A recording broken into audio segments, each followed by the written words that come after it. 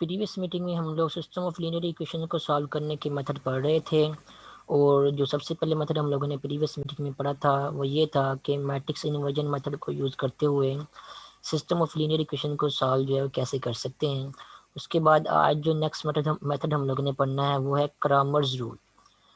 Cramer's rule को use करते हुए सिस्टम ऑफ लीनियर इक्वेशन को जो कैसे सॉल्व करते हैं उसका भी नेक्स्ट आज हम लोगों ने सीखना है। यहाँ पे आपके साथ मैंने एक स्क्रीन शेयर की हुई है। ये यहाँ पे लिखा है क्रैमर रूल।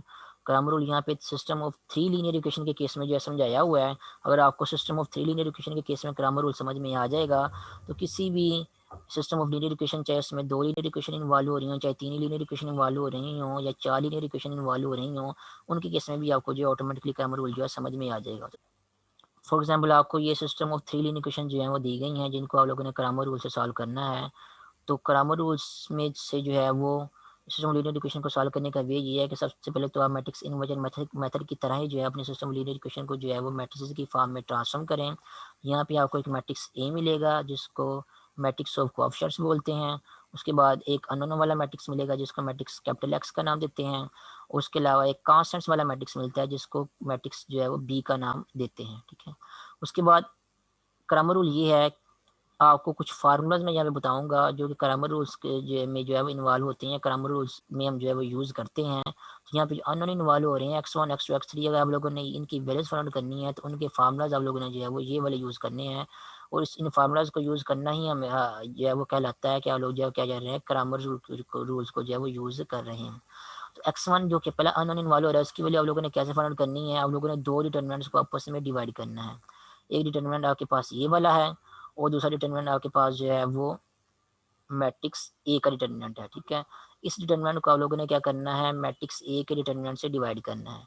और डिवीजन करते हुए यहाँ पे एक बात याद रखना कि मैट्रिसेस में जो है वो डिवीजन डिफाइन नहीं होती। ठीक है। किसी एक मैट्रिक्स को किसी दूसरे मैट्रिक्स के साथ जो डिवाइड नहीं कर सकते हम लोग। ठीक है। लेकिन डिटर्मिनेंट क्योंकि नंबर होते हैं इसलिए एक नंबर को या एक डिटर्मिनेंट को दूसरे डिटर्मिनेंट से हम डिवाइड कर सकते हैं। ठीक है। डिटर्मिनेंट्स को हम डिवाइड कर सकते हैं।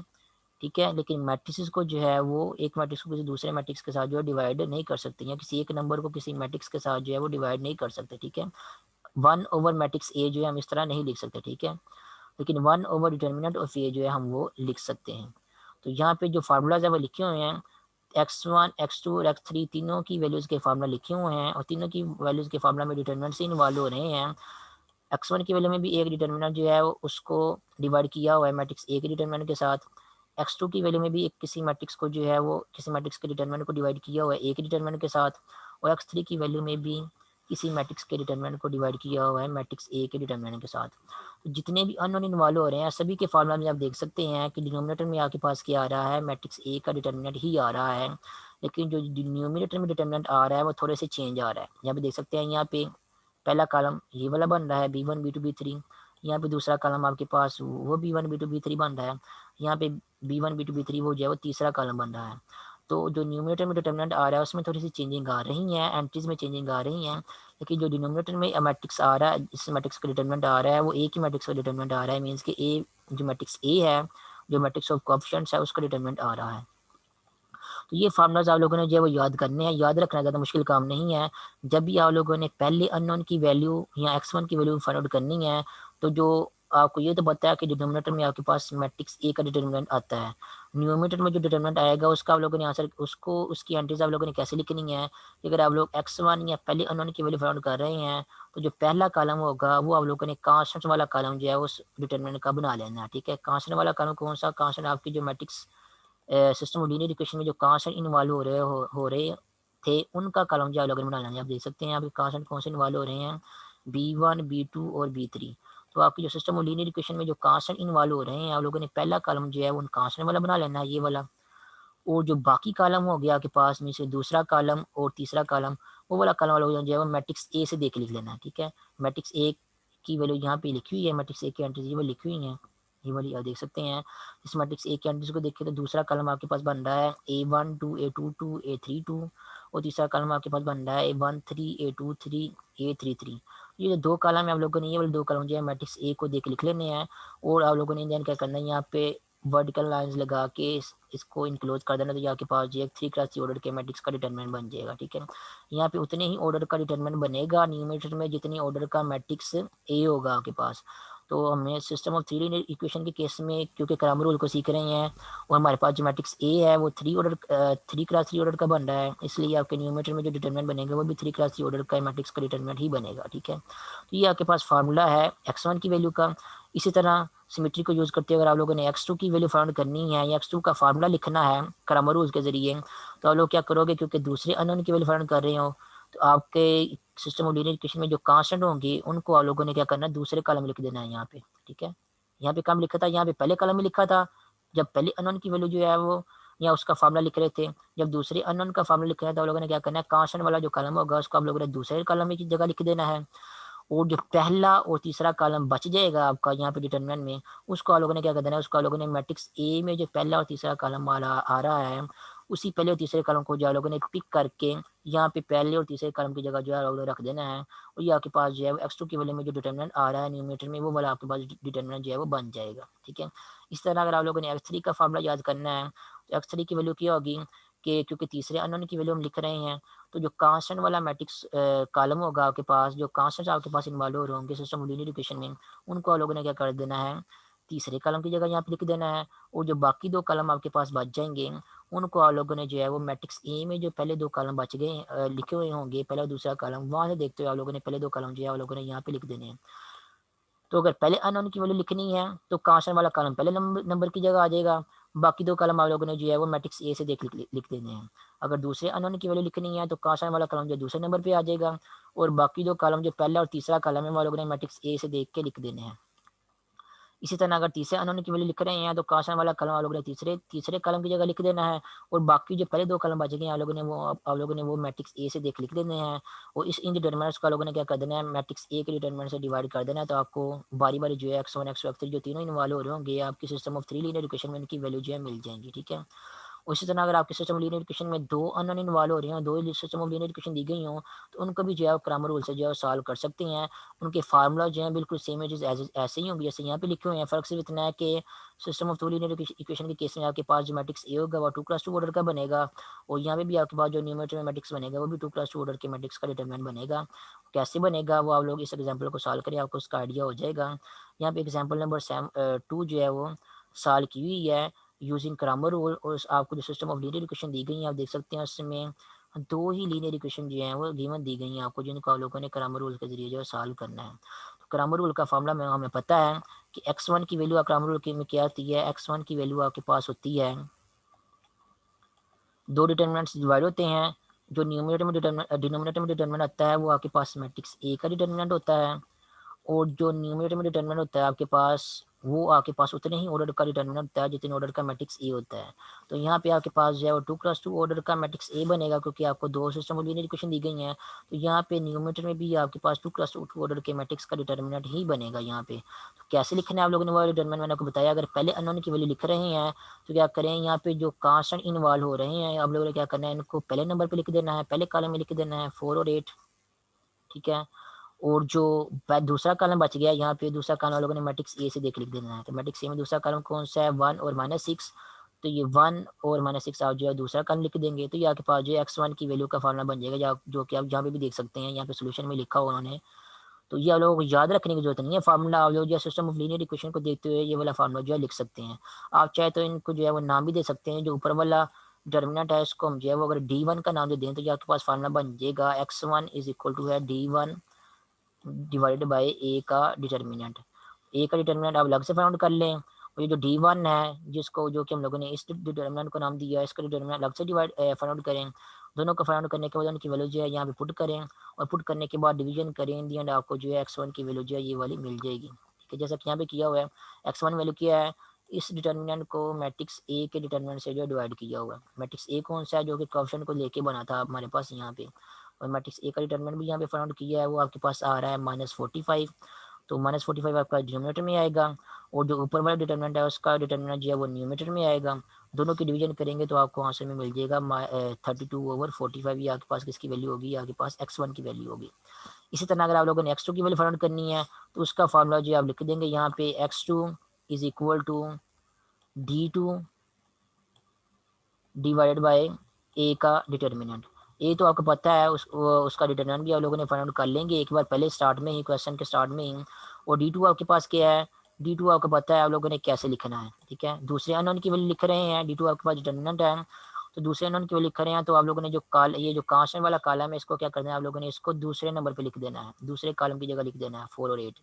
और जो पहला कॉलम बचेगा वो आप लोगों ने मैट्रिक्स ए से देख लिख देना है। मैट्रिक्स ए में पहला कॉलम कौन सा है, 7 और 3, और 7 3 को आप लोगों ने यहाँ पे लिख देना है पहले कॉलम की जगह। तो ये है मैट्रिक्स ए का डिटर्मिनेंट। इसको आप लोगों ने क्या नाम दिया हुआ है, D2 का नाम दिया हुआ है। और दोनों डिटर्मिनेंट को आप चाहे तो अलग अलग फाइंड आउट करने के बाद जो है वो उनकी वैल्यू यहाँ पुट कर लें और डिवाइड करें, आपको आंसर x2 की वैल्यू का मिल जाएगा। या फिर आप जो है यहाँ पे फ्रैक्शन में ही दोनों डिटर्मिनेंट को सॉल्व कर सकते हैं, लेकिन उसमें आपको सॉल्व करने में प्रॉब्लम पेश आ सकती है। तो आप लोग क्या करना है, आप लोगों ने जो ऊपर वाला डिटर्मिनेंट होगा जिसको मैंने D2 का यहाँ पे नाम दिया हुआ है, उसका डिटर्मिनेंट अलग से पहले फाइंड आउट कर लेना। जैसे यहाँ पे ए के डिटर्मिनेंट का आंसर जो है पहले अलग से फाइंड आउट किया हुआ है, ठीक है। इसका आंसर भी आप लोगों ने अलग से फाइंड आउट कर लेना है। फिर दोनों के जो आंसर आएंगे उनको आपस में डिवाइड कर देना है आप लोगों ने। डिवाइड करने के बाद आपको जो भी आंसर मिलेगा वो आपको इन दी एंड x2 की वैल्यू जो है वो मिलेगी। तो ये है क्रैमर रूल से सिस्टम ऑफ 2 लीनियर इक्वेशन को सॉल्व करने का वे। इसी तरह हम जो है क्रैमर रूल से सिस्टम ऑफ 3 लीनियर इक्वेशन को भी सॉल्व कर सकते हैं, उसकी भी एग्जाम्पल करते हैं ताकि आप लोगों की मजीद प्रैक्टिस जो है वो क्रैमर रूल की हो सके। ये है एग्जाम्पल नंबर 10, और कहा गया क्रैमर रूल से जो है सिस्टम ऑफ 3 लीनियर इक्वेशन को जो है वो सॉल्व करें।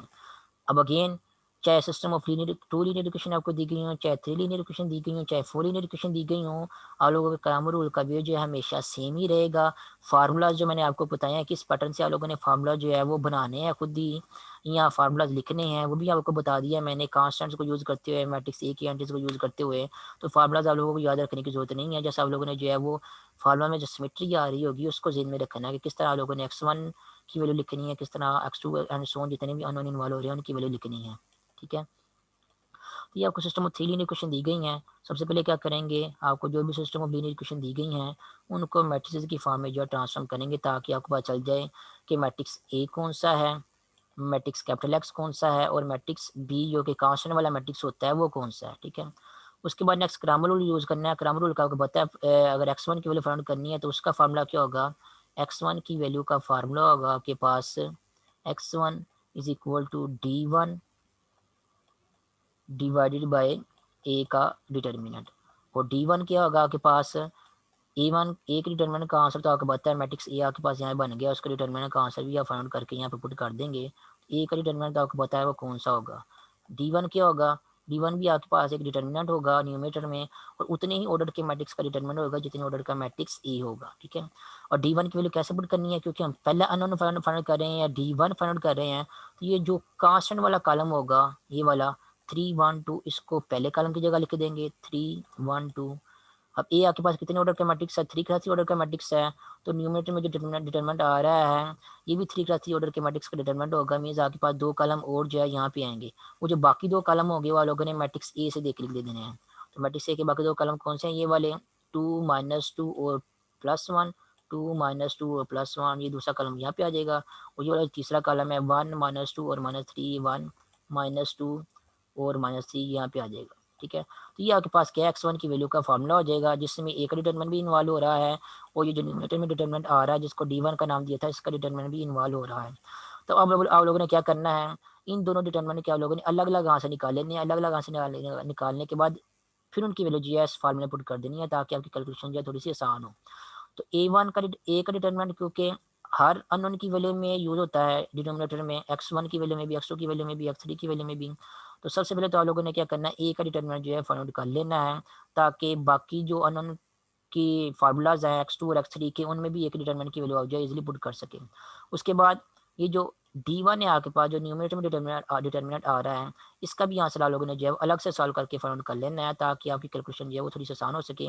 तो देख सकते हैं यहाँ पे कैलकुलेशन की हुई है, और यहाँ पे अगर स्क्रीन पे देखें तो सोल्यूशन में जो D1 उन्होंने यहाँ पे लिखा हुआ है ये वाला, ये बिल्कुल वही है जो अभी मैंने आपको जो है वो लिख के यहाँ पे बताया, ये वाला D1, ठीक है। पहला कलम 3 1 2 है, दूसरा कलम 2 -2 +1 है, और तीसरा कलम आपके पास 1 -2 और -3 है। ये बिल्कुल वही है जैसे मैंने आपको लिख के बताया है। इसका मतलब यही है कि आप लोगों को याद रखने की जरूरत नहीं है कैसे आप लोगों ने डिटरमिनेंट लिखने हैं, आपको जस्ट सिमेट्री या पैटर्न को फॉलो करना आना चाहिए, ठीक है। फिर आप किसी भी सिस्टम ऑफ लीनियर इक्वेशन को जो है क्रैमर रूल से सॉल्व कर सकते हैं। तो नेक्स्ट हम क्या करेंगे, D1 का जो कि एक्चुअली डिटर्मिनेंट है उसका आंसर जो है अलग से फाइंड करेंगे। D1 क्योंकि एक डिटर्मिनेंट ही है 3 क्लास ऑर्डर के मैट्रिक्स का, और 3 क्लास ऑर्डर के मैट्रिक्स का डिटर्मिनेंट कैसे फाइंड करते हैं वो आप लोगों को पता ही है। तो D1 की वैल्यू जब डिटर्मिनेंट को एक्सपेंड करके फाइंड करेंगे तो उसका आंसर आपके पास आएगा 27। और यहाँ पे आप देख लें कि जो A1 का डिटर्मिनेंट है उसका भी डिटर्मिनेंट यहाँ पे उन्होंने सॉल्व किया हुआ है। A1 के डिटर्मिनेंट, ए के डिटर्मिनेंट का आंसर भी आपके पास क्या आ रहा है, 27 ही आ रहा है। ए के डिटर्मिनेंट कहाँ से भी 27 आ रहा है, D1 कहाँ से भी 27 आ रहा है। नेक्स्ट जो फार्मूला मैंने पहले यहाँ पे लिखा था उस फार्मूले को यूज़ करेंगे, ये वाला फार्मूला। इस फार्मूले में क्या है, x1 किसके इक्वल है, x1 इज इक्वल टू है D1 डिवाइडेड बाय ए का डिटर्मिनेंट। इस फार्मूले को यहाँ पे यूज़ करेंगे, x1 is equal to D1 divided by A का डिटर्मिनेंट। D1 की वैल्यू भी 27 आई है, ए के डिटर्मिनेंट के आंसर भी 27 ही आया है। दोनों को डिवाइड करेंगे तो आपको x1 की वैल्यू जो है वो 1 मिल जाएगी। ठीक है। इसी तरह अगर आप लोगों ने x2 की वैल्यू फाइंड करनी है तो आपको पता है x2 का फार्मूला क्या है। x2 का फार्मूला है आपके पास x2 is equal to D2 divide by A का डिटर्मिनेंट। अब ए का डिटर्मिनेंट तो हम लोगों ने क्योंकि क्वेश्चन के स्टार्ट में पहले ही फाइंड आउट कर लिया, ये वाला अब ये बार बार फाइंड आउट करने की जरूरत नहीं है। अब रह कौन सी चीज़ गई है फाइंड आउट करने वाली, वो D2 जो है ये फाइंड आउट करने वाला रह गया है। D2 का आंसर हम जो है वो अलग से फाइंड आउट करेंगे। D2 आपके पास किसकी इक्वल होगा, अगेन आप लोगों को याद रखने की जरूरत नहीं है, आपने सिमेट्री या पैटर्न को फॉलो करते हुए D2 का लिख देना आंसर। D2 आपके पास एक डिटर्मिनेंट है, जितनी ऑर्डर का मैट्रिक्स ए है उतनी ऑर्डर के मैट्रिक्स का ही डिटर्मिनेंट है D2 भी। तो D2 क्योंकि दूसरे अननोन की वैल्यू फाइंड करने के लिए हम जो है लिख रहे हैं, तो जो आपके पास जो कांस्टेंट वाला कॉलम होगा इसको आप लोगों ने क्या कर देना है, इसको आप लोगों ने दूसरे नंबर पे लिख देना है, यहाँ पे 3, 1 और 2। उसके बाद बाकी जो दो कॉलम बच गए हैं, एक कॉलम पहला कॉलम और तीसरा कॉलम, पहला और तीसरा कॉलम आप लोगों ने मैट्रिक्स ए से देख के लिख देना है। मैट्रिक्स ए में पहला कॉलम कौन सा है, 2, 3 और 5। तो 2, 3 और 5 ये आपके पास पहले कॉलम की जगह आ जाएगा। और तीसरा कॉलम आपके पास क्या है, 1, -2 और 3।